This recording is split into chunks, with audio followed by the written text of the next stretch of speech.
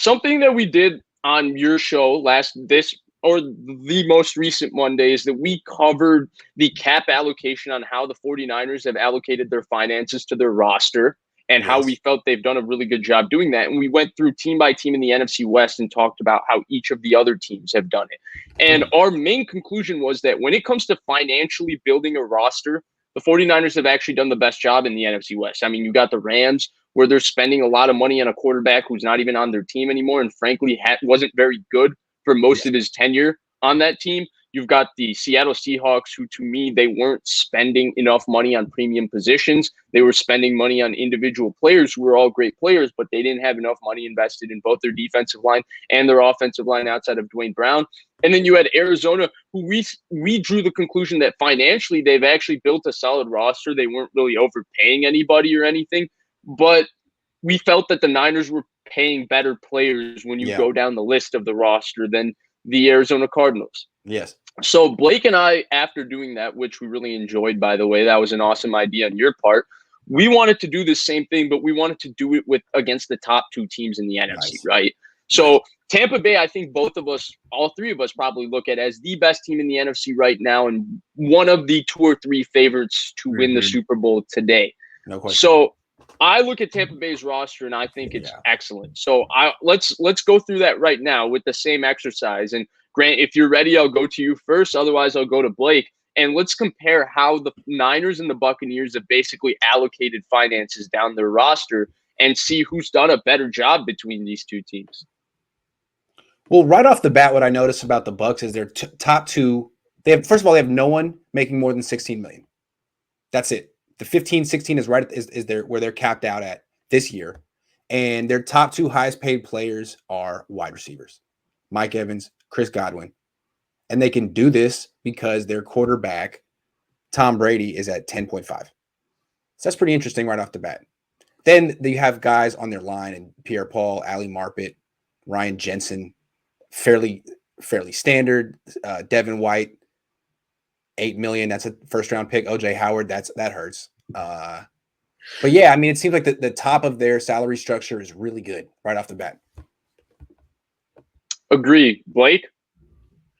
Yeah, so they're an interesting case, right? Like, usually you don't need to pay receivers. It's not really considered a premium position, yet their 2 highest paid players are the receivers, and you say, well, how do they do that? And you have to do a little digging, but Tom Brady's contract is kind of spread out interestingly, where if you got to look to 2022 and 2023, where he's actually getting paid more than he should, more than $10 million, because $10 million for Tom Brady is obviously ridiculous. But then, kind of like Grant mentioned, like once you get past those 3, there's a lot of linemen: Jason Pierre-Paul, Marpet, Jensen, William Golston, Shaq Barrett, Vita Vea. And then you think about what they did in the Super Bowl. They dominated the Chiefs O-line, and then they dominated the Chiefs D-line with their offensive line. And it makes sense, right? Like they're most of their highest paid players are on the defense and offensive line. And it's so simple in the fact that, they're dominating the other team's offense and defensive line. Well, how? Well, they invest high picks. They got Wirfs. They've taken Vita Vea. And then they pay these guys. So I think that's really telling in how they're able to dominate both the offense and defensive lines. And it also helps that some of those guys are just absolutely insane. Like Shaq Barrett's pressure rate has been in the top 5 the last few years.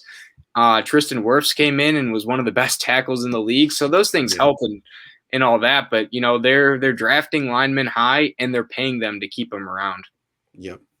Yeah, I think you both hit all the main points. The first thing, right, it's shocking to see a team in the NFL that we consider as the top roster or top 2 roster in the NFL, that their 2 highest paid in terms of number against the cap is their 2 number 1 and number 2 wide receiver, right? Real quick, who else does that? Who else does that? Cleveland. Really? Oh, yes, right. Odell and Jarvis Landry. Yeah. It seems to be like the new wave. If you're cheap at quarterback, why not go big at wide receiver? Because going big is only 15 million, 16 million. It's not like Right, 20. but to be fair, Cleveland's gonna that number will rotate with Cleveland in 1 year with Myles Garrett's contract kicking in, and then Baker Mayfield's extension will change that. But you're right, that is interesting because I view Cleveland and Tampa Bay as the two best overall rosters currently in the NFL, and so that is interesting. But just going down the list, you talked about it, Blake, right? Their investment, when you go down their offensive line, Ryan Jensen is a good center, a very good center, a top 10 center, in fact. Ali Marpet is one of the best guards in the NFL. Tristan Wirfs, their first-round pick, he's highly paid. Donovan Smith, who I think is the worst player on their offensive line, but he's still a good left tackle in the NFL. You know, a starting left tackle in the NFL. He's up there. Then you go to their defensive line. Vita Vea, monster. Shaq Barrett, monster. Ndamukong Suh. You just go down the list of all the players that are highly paid on this roster, and it starts up front with their offensive and defensive lines. And I am a little bit old school because everything I've learned about football, every book I've read, every coaching clinic and all of that, it always starts with you got to build up an offensive and defensive line to compete in the NFL. And that's what the Tampa Bay Buccaneers did. Now they have a quarterback who's cheap, right? Tom Brady's contract is just a ridiculous steal, as it always seems to be. And so the roster, when you go down the list, you see like names like Gio Bernard and all of them, and you're like, wow, Antonio Brown, and they're in like the 3-4 million. I mean, that's what I wanted to say. Yeah. Right. Antonio Brown is what against the cap? He's $3 million against the cap. And then Gio Bernard is $1 million against the cap, I think.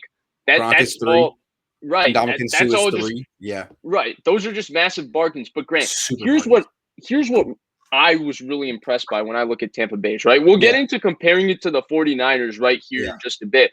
But what I did want to say is you and I talked about something on Monday, and we talked about the prime of a cornerback, right? Yes. You mentioned that you believe the prime of a cornerback is really 20 to 27. Like after that, it's really tough to rely on their body once they get the second contract, all of that thing. Well, Tampa Bay subscribes to that same exact mentality. If you go down their list, all their secondary players do not cost a lot against their cap. But the thing is that all their secondary players are below 25 and highly drafted players. Antoine Winfield Jr. was a high second-round pick. Sean Murphy-Bunting was a high second-round pick. Carlton Davis was a high second-round pick. And so when you look at that, and then the fact that they then pay all their defensive linemen, who most of them they signed, right? Shaq Barrett was a signing. And Ndamukong Suh was a signing. They didn't draft any of those guys outside of Vita Vea. So when you look at that roster construction, to me, it's interesting because it builds on the topic that we were talking about on Monday. And it makes sense if you look at signed D linemen. I like that. Makes sense. Right. Because D linemen have a longer shelf life. You could get them at 28 and have 5, 6, 7 years. That's what the Niners did with Justin Smith. Right. Right. You signed D linemen. I feel like, though, it's kind of easy to say that, but in all actuality, edge players get paid a lot. Trey Flowers got paid $19 million, and I don't think he's ever had more than 10 sacks in a year. He got a lot of money.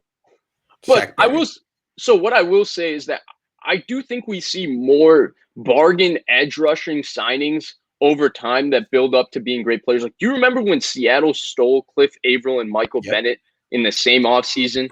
Like, we can talk about the Legion of it was this same exact roster construction. Exactly. Justin Houston's available right now. Cam Chancellor was cheap, right? Earl Thomas was cheap. Richard Sherman was cheap. And then they were paying, in terms of relative to the rest of their defense, they were paying Red Bryant and Chris Clemens. And then they were paying Cliff Averill and Michael Bennett. And those guys they drafted was Bruce Irvin. Right. And he wasn't even a true edge player because they played him as a Sam linebacker on base. So to me, that's really interesting. And now let's get into comparing and contrasting this to the 49ers, right? Because I think there is a clear comparison in that these are two teams that are both clearly heavily invested in both their lines. So, Grant, what do you think? I mean, forget the players, right? We're just talking about the financial allocation of these rosters. What are things that you see? Who do you think has done a better job? Yeah, I mean, I'm looking for – there's not that many players who are overpaid on this roster. OJ Howard is one. That's $6 million that they don't really need to be spending. Maybe William Golston, but honestly, they have mostly bargains on their roster, and it seems like it's pretty apparent that they have an extra $17 million that they're working with here that the Niners don't. That's the difference between Brady and Garoppolo. It's just a better roster. I feel like it's a cut above what the Niners have, and to understand why is just to look at the fact that they don't have anyone making $27 million. Not anyone. No one even close. The highest is Mike Evans at 16.6.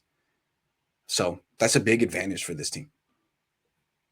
There's no D Ford in here. There's no Jimmy Garoppolo in here.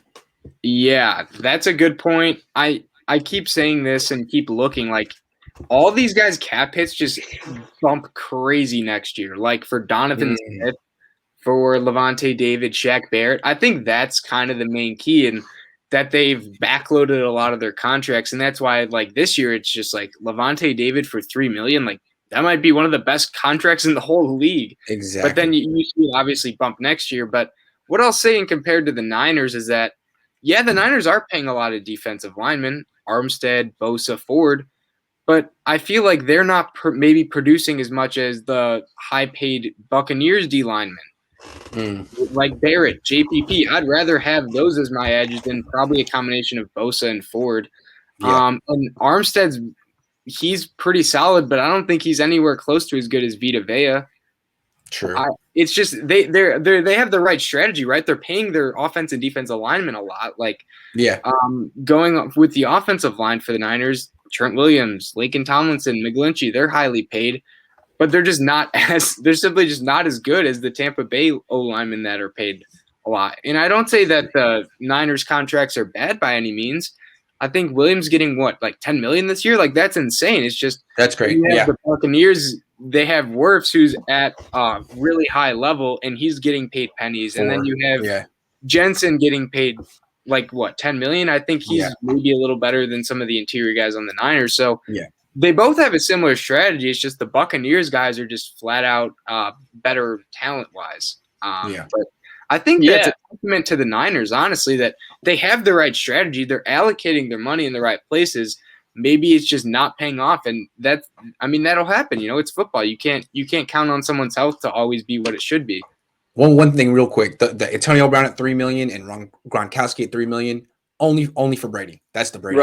Right. But not just if you look at that, right? You mentioned the offensive lineman, and I agree with you. Outside of Trent Williams, because his contract at $10 million this year is just one of the biggest bargains in the NFL. It's like Levante David at $3 million. But if you remove him, I'd rather have Ali Marpet than either of the Niners' two interior linemen. And I love Aaron Banks, but I think Ali Marpet is an elite guard in the NFL. I prefer Ryan Jensen at this point, especially because of where Alex Mack is in terms of his age. And I prefer Tristan Wirfs to Mike McGlinchey. And you know, it's not that the Niners offensive linemen, those 3-4 players are not good players. It's just that the Bucs have bargains with the players they have because they're excellent football players. They're Pro Bowl level football players. Then you go same thing to the defensive line, and I agree with you. Like Bosa Ford, to me, when healthy, right? This is an elite edge combo in the NFL. But at this point, I don't think any of us are relying on D Ford's health. When we look at JPP, Shaq Barrett, Vita Vea, and Ndamukong Suh, all these guys, because their health, I would say, is maybe a little more reliable than Bosa Ford, at least at this point, right? Bosa's had two major injuries in the last 3 years when you go to college with the core muscle injury and then the ACL. D Ford has a degenerative back and a degenerative knee. I don't know at what point you can really expect D Ford to be, 2018 D Ford, who was just dominating closing games for the Kansas City Chiefs. And even then, he was managing his body every single week. And so at what can you really expect from him? When you go down the list like that, I'm with both of you. But for me, where it really strikes a chord is that secondary, right? Because both of these secondaries outside of Jimmy Ward and Jason Verrett for the 49ers kind of fall into the lesser paid players of the position of the teams, right? These are players that are paid amongst like backups, right? Like a couple players, starters like Jordan Whitehead played a lot for the Tampa Bay Buccaneers last year. His cap hit is right around where Blaine Gabbert's is on their roster. And Blaine Gabbert won't play a minute next year, but he's going to be $1.5 million against the cap, right? So where that secondary and where I think there is a roster difference is the fact that when forget like the safeties, right? Because I think Ward and Tart is a little better safety duo than Winfield and Whitehead, even though I love Winfield. I think he's going to be really, really special. But the corners is where it really stands out to me, right? Because if you think we both think, I think we all three think that Verrett's somewhere in the borderline top 10 corners. Well, Yes. Carlton Davis last season played at the exact same level that Jason really Verrett good. played at. Yeah. The only And he's difference is bigger. he's a little cheaper, he's Yeah. bigger, and he has less Lot health younger. risk. And Yeah. and he locked up Michael Thomas. But and he excuse me, I forgot what I was gonna say, but he is less of a health risk, and they don't have to pay him as immediately as the Jason Brett contract is coming up. And then Yeah. the other thing is actually, did he get paid, Carlton Davis, or will he get paid next offseason? I don't think He was got drafted in 18. Okay, so he has the same money issue as Jason Brett. He's going to have to get paid. He's just 3 years younger. But the number 2, number 3 corner is where I really look at, because Jamel Dean and Sean Murphy Bunting are really, really solid athletes. Yeah, They're they are. pretty solid corners, especially when you got a pass rush like what they have. Yeah. To me, that's better than Emmanuel Mosley. That's better than Ambry Thomas. That's better than Diamador Lenore. That's just better than what the Niners have across the board when you look down, when you go Jamel Dean and Sean Murphy Bunting. And because of that, I think that's what gives Tampa Bay the real advantage, because they're not spending as much. It's just that their investments were in terms of draft picks. So the Niners guys aren't these highly drafted players at corner, which is why we prefer the trio of Carlton Davis, Sean Murphy Bunting, and Jamel Dean to Jason Verrett, Emmanuel Mosley, and I guess K'Wan Williams. But I really look at the depth across the board, and that's where I think Tampa Bay really separates themselves. And I think why that is, Grant, I would say, one, it starts with the quarterback, right? Them being able to first sign their quarterback so they didn't have to give up any draft capital to get their quarterback, and 2, with their quarterback being so cheap. But the other thing is that I think it starts from a philosophical perspective, that the Tampa Bay Buccaneers have taken an organizational approach that they want to draft a cornerback in the 2nd and 3rd round every year. And if you look at the cornerback types that they've drafted, it's all the same. Carlton Davis, Jamel Dean, Sean Murphy Bunting, they're all height, weight, speed prospects. So they've looked to draft these elite athletes at corner and look to develop them and help them out by giving them pass rush, which what they spent money on. So I think that's where philosophically Tampa Bay, other than the quarterback obviously making less money, is where they get the slight edge over the 49ers. Because the Niners are different, right? They draft their defensive linemen and sign their corners. Right. I prefer Tampa's method because I want younger corners, straight up. Yep. Also, there's one big advantage that we haven't even mentioned, and it's the fact that the Niners are paying $12 million more for people that aren't even on their team than the Buccaneers. The 49ers have $14 million in dead cap. Half of that's from Quan Alexander. Buccaneers have $2 million. And 1.3 is going to Shaquille Barrett, so I don't even know how that's dead cap. I don't know. Exactly. That makes no sense. When you think about it, that's $12 million plus the difference between Jimmy Garoppolo and Tom Brady is $17 million. So that's $29 million that Tampa has to play with right there. You can do a lot with that.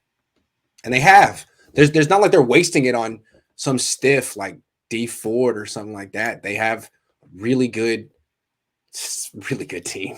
This team is really good. Right. Yeah. Right. And, and again, I think both of those 2 points are really important, especially the D Ford one. And I think that's where I get maybe a little bit concerned, because Quan Alexander is a high cap hit relative to the rest of this roster next year, because there's not really a highly paid player on this roster outside of Jimmy Garoppolo. And so Quan Alexander is a high cap hit, and he's not going to be on the team.